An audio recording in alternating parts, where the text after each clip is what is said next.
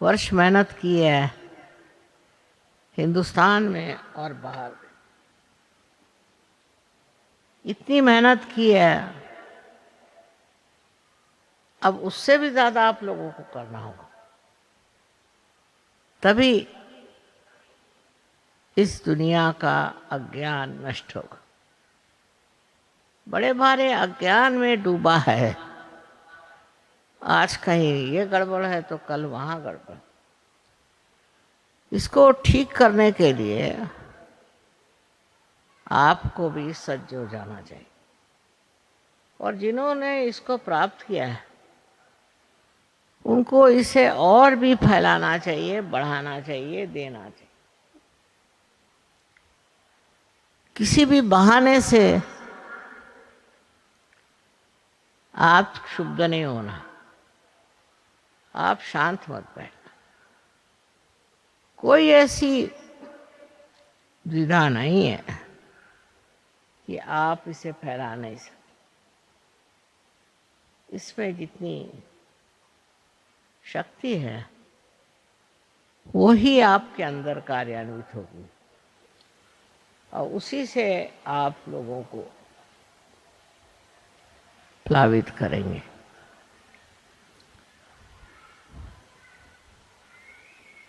हमारे लिए तो दिल्ली में इतना कार होना बहुत बड़ी चीज़ है।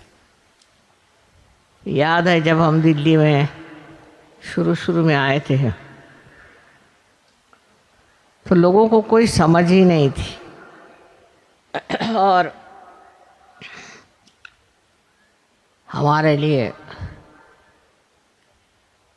वो अब समझ के अनुसार ही चलते थे। धीरे धीरे समझ गए और धीरे धीरे उन्होंने हर एक चीज का संतुलन प्राप्त किया। अनुभव से वो समझ गए कि मनुष्य के अंदर के क्या दुर्बलता है, क्या तकलीफ है, और इसके लिए वो धीरे धीरे शिक्षित हो गए।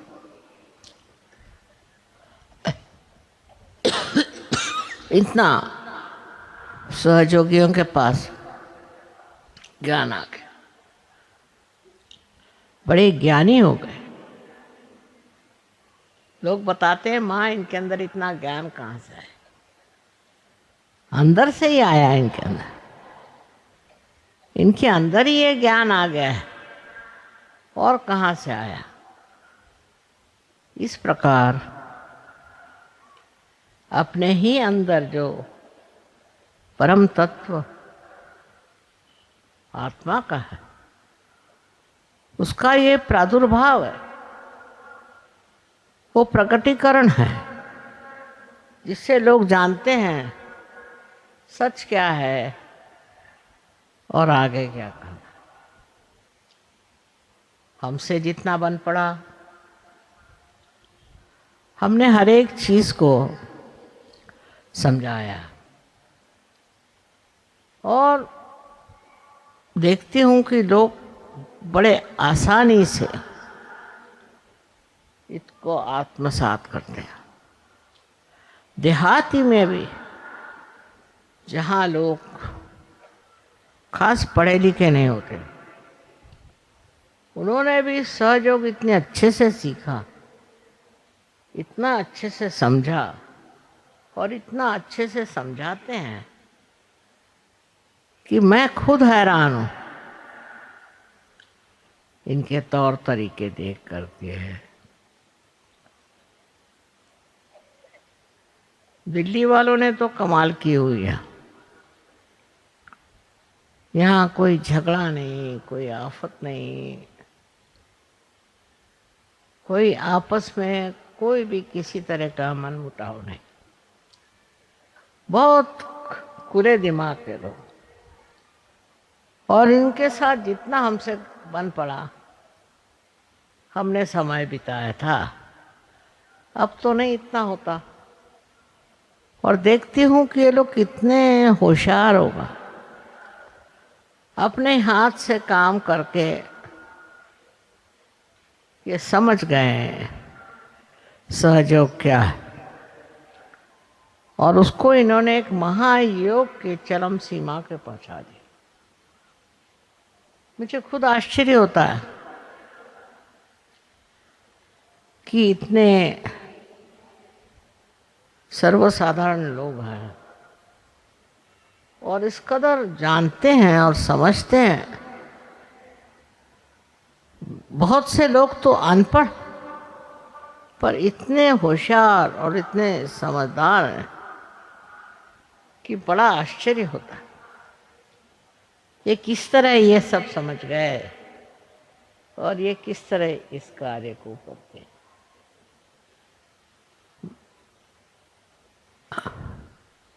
अब भी हमें कुछ और मोर्चे निकालने हों। एक तो हमें देशभक्ति की बात करनी चाहिए, देशभक्ति जरूरी आनी चाहिए। देश के इतिहास में क्या क्या हुआ और कितने लोगों ने अपना